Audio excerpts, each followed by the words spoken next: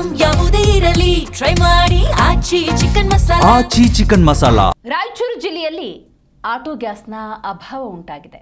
ಅಂದಾಜು 10 ದಿವಸಗಳಿಂದ ಗ್ಯಾಸ್ ಸಿಗದೆ 3 ಬಂಕ್ಗಳು ಬಂದಾಗಿದ್ದಾವೆ.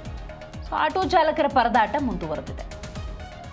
ನೋಡಿ, ಆಟೋ ಚಾಲಕರು ಅಂದಾಗ ಅವರ ಬದುಕನ್ನು ನೀವು ಅವ್ರ ಜೊತೆ ಮಾತಾಡಿದ್ರೇ ಅರ್ಥ ಆಗೋದಕ್ಕೆ ಸಾಧ್ಯ. ಸಾಲ ಮಾಡಿ ಲೋನ್ಗಳನ್ನು ತಗೊಂಡು ಆಟೋ ತಗೊಂಡಿರ್ತಾರೆ, EMI ಕಟ್ಟಬೇಕು.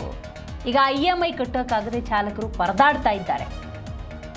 ಚಾಲಕರ ಸಂಘದ ಜಿಲ್ಲಾ ಅಧ್ಯಕ್ಷ ನಾಗರಾಜ್ ಅವರು ತಮ್ಮ ನೋವನ್ನು ತೋಡ್ಕೊಂಡಿದ್ದಾರೆ. ಗ್ಯಾಸ್ಗಾಗಿ ಬಂಕ್ಗಳ ಮುಂದೆ ಆಟೋಗಳು ಕ್ಯೂ ನಿಂತಿದ್ದಾವೆ, ಆದರೆ ಸಿಲಿಂಡರ್ ಸಿಗ್ತಾ ಇಲ್ಲ. ಅಂದಾಜು 10 ದಿವಸ ಆಯಿತು, ಏನು ಮಾಡಬೇಕು ಅನ್ನುವಂಥ ಪ್ರಶ್ನೆಯನ್ನು ಮುಂದಿಟ್ಟಿದ್ದಾರೆ. ನಮಗೀಗ ಹೇಗಾಗಿದೆ ಅಂತ ಹೇಳಿದ್ರೆ ಸಾಲ ಸಾಲ ಸಾಲ ಅನ್ನುವಂಥ ಪರಿಸ್ಥಿತಿ ಇದೆ. ಸಾಲ ಮಾಡಿ ಆಟ ತಗೊಂಡು ಬದುಕು ಕಟ್ಕೊಳ್ಳೋಣ ಅಂತ ಹೇಳಿದ್ರೆ ಅದಕ್ಕೂ ಕೂಡ ದುಸ್ತರ ಆಗಿದೆ ಪರಿಸ್ಥಿತಿ. EMI ಕಟ್ಟಕ್ಕಾಗ್ತಾ ಇಲ್ಲ, ಬದುಕಿನ ನಿರ್ವಹಣೆ ಕಷ್ಟ ಆಗಿದೆ ಅಂತ ತಮ್ಮ ನೋವನ್ನು ತೋಡ್ಕೊಂಡಿದ್ದಾರೆ.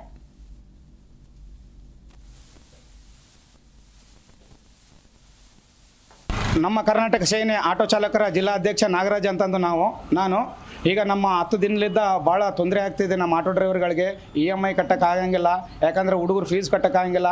ಈಗ ಒಂದು 10 ದಿವಸಲಿದ್ದ ನಮ್ಗೆ ಗ್ಯಾಸ್ ಕೊರತೆ ಕೇಂದ್ರ ಸರ್ಕಾರ ಏನಂತ ಹೇಳ್ತಾ ಇದೆ, ಗ್ಯಾಸ್ ಯಾರಿಗೂ ಏನು ಪ್ರಾಬ್ಲಮ್ ಇಲ್ಲ, ಎಲ್ಲ ಕೊರತೆ ಎಲ್ಲ ಅನುಕೂಲ ಆಗ್ತದೆ. ಅಂದರೆ ರಾಜ್ಯ ಸರ್ಕಾರ ಏನಂತ ಇದೆ, ಮನೆಗಳಿಗೆ ಕೊರತೆ ಇಲ್ಲ, ಆಟೋಗಳಿಗೆ ಕೊರತೆ ಇಲ್ಲ ಅಂತ ಹೇಳ್ತಾರೆ. ಇಲ್ಲಿ ನೋಡಿದ್ರೆ 10 ದಿವಸ ಆಯಿತು ಗ್ಯಾಸ್ ಬಂದಿಲ್ಲ.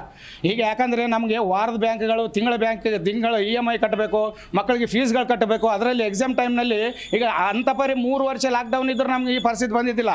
ಈಗ ಅಲ್ಲಿಯಲ್ಲೂ ಜಗಳ ಆಗ್ತದೆ ಅಂತಂದು ಇಲ್ಲಿ ನಮ್ಮ ಇಂಡಿಯಾದಲ್ಲಿ ನಮ್ಗೆ ಯಾಕೆ ಇಷ್ಟು ತೊಂದರೆ ಆಗ್ತದೆ, ಇಷ್ಟು ಟೆಕ್ನಾಲಜಿನಲ್ಲಿ ನಮಗೆ ಈ ಇವತ್ತಿನ ದಿನಗಳು ನಮ್ಮ ಇಂಡಿಯಾ ಯಾಕೆ ಇಷ್ಟು ಹಿಂದಕ್ಕೆ ಬಿದ್ದದ? ಯಾಕಂದರೆ ಈಗ ನಮ್ಮ ಆಟೋ ಡ್ರೈವರ್ಗಳಲ್ಲಿ ಊಟ ಮಾಡೋಕ್ಕೆ ಪರಿಸ್ಥಿತಿಯಲ್ಲಿ ಹೆಣ್ಣು ಮಕ್ಕಳು ರೋಡಿಗೆ ಬಿದ್ದಾರ. ಯಾಕಂದ್ರೆ